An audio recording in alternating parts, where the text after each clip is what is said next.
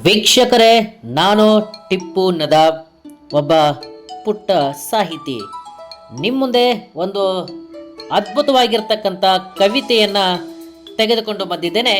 ಈ ಒಂದು ಕವಿತೆಯ ಶೀರ್ಷಿಕೆ ನನ್ನ ನಗುವಿನ ಫೋಟೋ ಗೋಡೆಗೆ ಹಾಕಿದ್ದಾರೆ. ಬದುಕಿದ್ದಾಗ ಆ ವ್ಯಕ್ತಿಯ ಜೊತೆಗೆ ಜನರು, ಕುಟುಂಬದವರು ಯಾವ ರೀತಿ ವರ್ತಿಸುತ್ತಾರೆ, ಆಮೇಲೆ ಸತ್ತ ನಂತರ ಅವನ ಜೊತೆ ಯಾವ ರೀತಿ ನಡೆದುಕೊಳ್ಳುತ್ತಾರೆ ಅನ್ನೋದನ್ನು ಈ ಒಂದು ಕವಿತೆಯಲ್ಲಿ ಬರೆದಿದ್ದೇನೆ. ಬನ್ನಿ ಹಾಗಾದರೆ ಈ ಒಂದು ಅದ್ಭುತವಾಗಿರ್ತಕ್ಕಂಥ ಕವಿತೆ ನಿಮ್ಮ ಮುಂದೆ.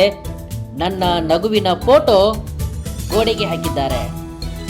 ಯಾರ ಜೊತೆಯಲ್ಲಿ ಬಾತ್ ಮಾಡಗೊಡದ ಇವರು, ಮರ್ನೇಕೆ ಬಾದ್ ಎಲ್ಲರಿಗೂ ಮಾತನಾಡಲು ಬನ್ನಿ ಎಂದು ಫೋನಲ್ಲಿ ಹೇಳುತ್ತಿದ್ದಾರೆ. ನಾನು ಬದುಕಿದ್ದಾಗ ಯಾರ ಜೊತೆಯಲ್ಲಿ ಮಾತನಾಡಗೊಡದ ಇವರು, ಮರ್ನೇಕೆ ಬಾದ್ ಎಲ್ಲರಿಗೂ ಮಾತನಾಡಲು ಬನ್ನಿ ಎಂದು ಫೋನಲ್ಲಿ ಹೇಳುತ್ತಿದ್ದಾರೆ. ನಾನು ಬದುಕಿದ್ದಾಗ ಘರದಿಂದ ಕೈ ಹಿಡಿದು ಬಹಾರ್ ಹಾಕಿದರು ಇವರು, ಸತ್ತ ನಂತರ ಅದೇ ಕೈ ಹಿಡಿದು ಅಳುತ್ತಿದ್ದಾರೆ. ಸತ್ತ ನಂತರ ಅದೇ ಕೈ ಹಿಡಿದು ಅಳುತ್ತಿದ್ದಾರೆ.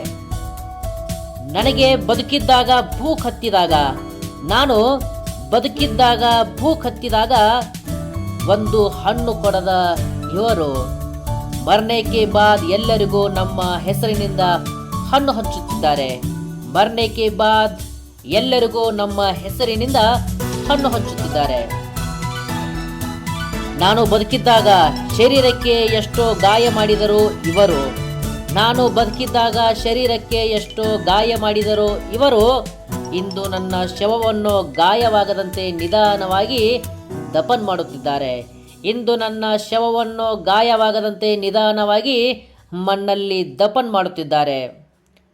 ನಾನು ಬದುಕಿದ್ದಾಗ ನನಗೆ ಕೇವಲ ದ್ವೇಷದ ದವಾ ಕೊಟ್ಟ ಇವರು, ನಾನು ಬದುಕಿದ್ದಾಗ ಕೇವಲ ದ್ವೇಷದ ದವಾ ಕೊಟ್ಟ ಇವರು, ಈಗ ನನ್ನ ಶವದ ಮುಂದೆ ನಿಂತು ದುವಾ ಬೇಡುತ್ತಿದ್ದಾರೆ. ಈಗ ನನ್ನ ಶವದ ಮುಂದೆ ನಿಂತು ದುವಾ ಬೇಡುತ್ತಿದ್ದಾರೆ. ನನಗೆ ದವಾಖಾನ ತೋರಿಸದ ಇವರು, ನಾನು ಬದುಕಿದ್ದಾಗ ನನಗೆ ದವಾಖಾನ ತೋರಿಸದ ಇವರು, ಸತ್ತ ನಂತರ ಎಲ್ಲರಿಗೂ ಖಾನ ಹಾಕುತ್ತಿದ್ದಾರೆ. ಸತ್ತ ನಂತರ ಎಲ್ಲರಿಗೂ ಖಾನ ಹಾಕುತ್ತಿದ್ದಾರೆ. ತಮ್ಮ ಜೊತೆ ಸೆಲ್ಫಿ ತೆಗೆದುಕೊಳ್ಳದ ಇವರು, ತಮ್ಮ ಜೊತೆ ಸೆಲ್ಫಿ ತೆಗೆದುಕೊಳ್ಳದ ಇವರು, ನಾವು ಸತ್ತ ನಂತರ ರೀಪ್ ಎಂದು ಸ್ಟೇಟಸ್ ಹಾಕುತ್ತಿದ್ದಾರೆ.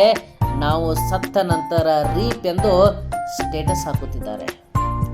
ಕೆಲವರು ನನ್ನ ಸಮಾಧಿಗೆ ಹಾಕಲು ಅತ್ತರ್ ತಂದಿಯರು, ಕೆಲವರು ನನ್ನ ಸಮಾಧಿಗೆ ಹಾಕಲು ಅತ್ತರ್ ತಂದಿಯರು, ಇನ್ನು ಕೆಲವರು ನನ್ನ ಸಮಾಧಿ ಕಟ್ಟಲು ಪತ್ತರ್ ತಂದಿಯರು, ಇನ್ನು ಕೆಲವರು ನಮ್ಮ ಸಮಾಧಿ ಕಟ್ಟಲು ಪತ್ತರ್ ತಂದಿಯರು.